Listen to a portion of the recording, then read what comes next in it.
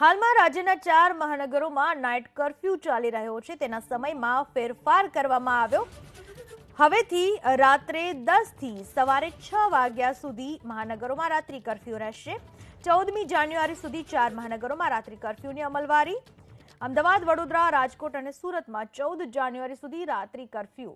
આ 4 મહાનગરોમાં રાત્રિ કર્ફ્યુના સમયમાં ફેરફાર કરાયો। 4 મહાનગરોમાં 1 જાન્યુઆરીથી રાત્રિ કર્ફ્યુનો અમલ રાત્રિના 10 વાગ્યાથી સવારે 6 વાગ્યા સુધી રહેશે।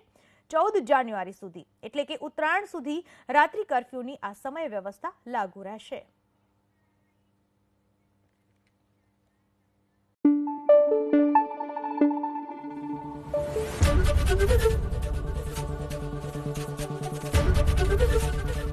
एबीपी अस्मिता, गुजरातनी अस्मिता।